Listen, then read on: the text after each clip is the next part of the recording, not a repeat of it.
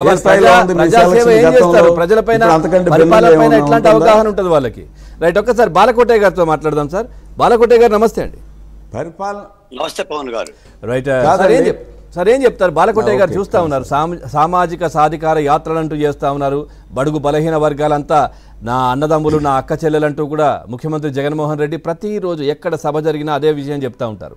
ఇప్పుడు జరుగుతున్న పరిస్థితి ఏంటి? ఈ రాజకీయాల్లో వాళ్ళకు స్థానం లేదా? చాలా మందిని కూడా పక్కన పెట్టేస్తున్న పరిస్థితులు కనిపిస్తూ ఉన్నాయి. ఎట్లా చూస్తారు ఇదంతా? పవన్ గారు ధన్యవాదాలు. మీకు తెలుగుదేశం పార్టీ మాజీ ఎమ్మెల్యే శ్రావణ్ కుమార్ గారికి, జనసేన నాయకులు గాది వెంకటేశ్వర గారికి జైభీములు. మీరు ఇప్పటిదాకా పులి సింహాల గురించి మాట్లాడారు. నమస్తే అన్న. ఆంధ్రప్రదేశ్ లో జగన్మోహన్ రెడ్డి గారు పులి సింహం అని మాట్లాడారు. ఒకసారి అవకాశం ఉంటే జూమ్ చేయండి దీన్ని. ఇదిగోండి సింహం, ఫ్యాన్ రెక్కలకి ఏలాడబడి తిరుగుతుందండి. గిరగిరా గిరగిరా గిరగిరా తిరుగుతుంది తోక ఒప్పుకుంటూ. ఇది దీని యొక్క పులి. పవన్ గారు, సార్ ఆంధ్రప్రదేశ్లో జగన్మోహన్ రెడ్డి గారు సామాజిక సాధికార యాత్రలు నిర్వహించారు. అవి సామాజిక సాధికార యాత్రలు కాదు, సామాజిక సంహార యాత్రలు. సామాజిక న్యాయ యాత్ర నిర్వహించారు. అది సామాజిక న్యాయ యాత్ర కాదు, సామాజిక అన్యాయ యాత్ర. ఈ రోజున మీరు గమనించండి, ఒక ఎంపీ, కర్నూలు ఎంపీ సార్, రాయలసీమలోని కర్నూలు ఎంపీ సంపత్ కుమార్ గారు ఈ 4.5 ఏళ్లలో ముఖ్యమంత్రి గారిని 2 సార్లు కలిశానని చెప్పాడు. రెండు సార్లు. బీసీలుగా మా బతుకులు ఇంతే. ఒక ఎంపీ అంటున్న మాట మనం అంటున్నా, వైసీపీ ఎంపీ అంటున్న మాట బీసీలుగా మా బతుకు ఇంతే. పదవులు తప్ప పవర్ లేదు. పవర్ అంతా కూడా ముఖ్యమంత్రి గారి సామాజిక వర్గానికే. 2, మొన్న పోతలపట్టు ఎమ్మెల్యే, మా దళిత ఎమ్మెల్యే ఎంఎస్ బాబు గారు అన్నమాట, దళితుల బతుకులు ఇంతే, మమ్మల్ని వాడుకొని వదిలేస్తారు. ఇది మనమంటల్లా. వైసీపీ పార్టీలో జగన్మోహన్ రెడ్డి గారికి జీ హుజూర్ అంటూ భజన చేసిన వాళ్ళు అంటున్న మాటలు ఇవి.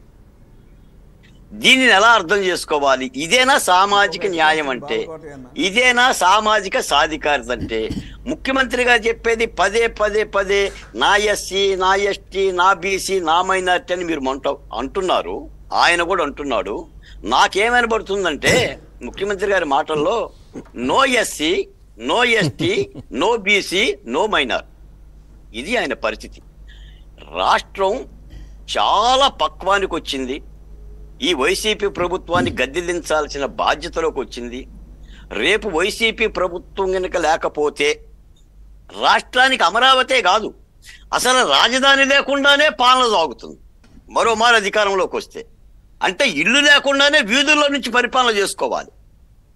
ఇక వీధుల్లో ఉండే ఈ రోజున ఆంధ్రప్రదేశ్ రాజధాని ఎక్కడంటే వీధుల్లో ఉంది, ఏ ఊర్లో కూడా లేదు.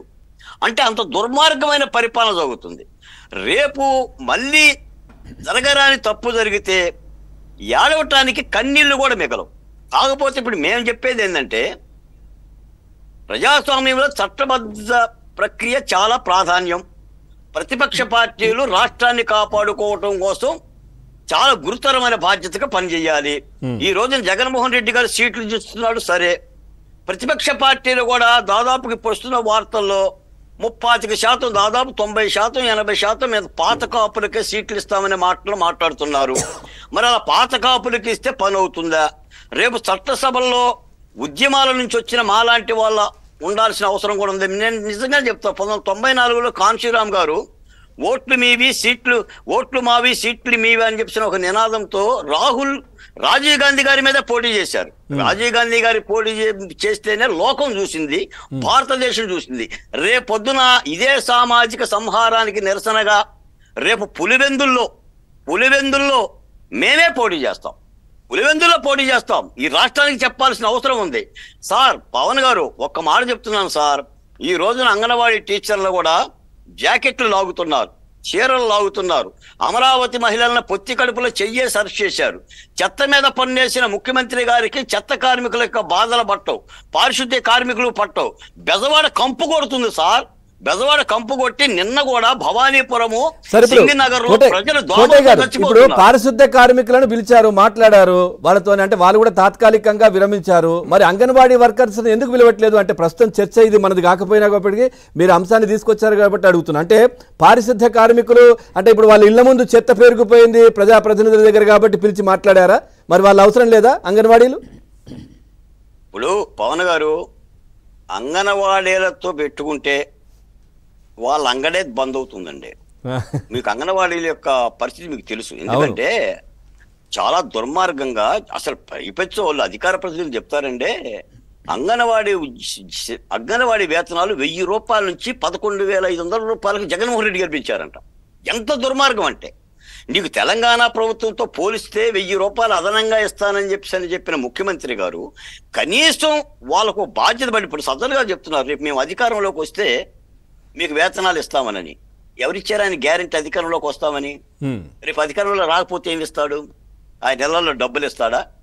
ఎక్కడి నుంచి తెచ్చిస్తాడు? ఈ రోజున 1,10,000 కోట్ల రూపాయలు మద్యం వ్యాపారం చేశారు.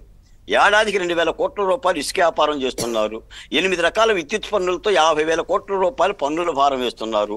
పెట్రోల్ పెంచారు, డీజిల్ పెంచారు, నిత్యావసరాల ధరలు పెంచారు. మీకు అంగన్వాడీ వేతనాలను కనీసం పెంచడానికి మీకు పైపెచ్చు ఏమండి? భారతదేశంలో అంగన్వాడీ టీచర్ల మీద ఎస్మా చట్టం ప్రయోగించిన ప్రభుత్వం ఏదన్నా ఉందా సార్? వాళ్ళు ప్రభుత్వ ఉద్యోగులు కూడా కాదు కదా సార్. వాళ్ళు ప్రభుత్వ ఉద్యోగులు కూడా కాదు. ఇంకో మాట కూడా చెప్తున్నా, వైసీపీ పార్టీ పుట్టి 14 ఏళ్ళు అయ్యింది, అంగన్వాడీ సంఘాలు పుట్టి 50 ఏళ్ళు అయ్యింది. అవును. ఆయన అంటాడు ఈ సంఘాల వెనక రాజకీయ పార్టీలు ఉన్నాయి అని అంటాడు. మరి సంఘాల వెనక రాజకీయ పార్టీలు ఉండకుండా, రాజకీయ నాయకులు ఉండకుండా ఎవరుంటారు? ఇప్పుడు రాజశేఖర రెడ్డి గారు విద్యుత్ బిల్లుల మీద నిరసనగా పోరాటం చేశారు. ఆ రోజు రాజకీయ పార్టీలు లేవా? జగన్మోహన్ రెడ్డి గారు ప్రత్యేక హోదా కోసం పోరాటం చేశారు. అది రాజకీయ పార్టీ కాదా? ప్రజల కోసం, ప్రజల సమస్యల పట్ల రాజకీయ పార్టీ మద్దతు పలకపోతే ఇప్పుడు ఎవరు ఏది మాట్లాడినా, ఎవరు ధర్నాలు చేసినా, ఏ వ్యక్తి ప్రభుత్వాన్ని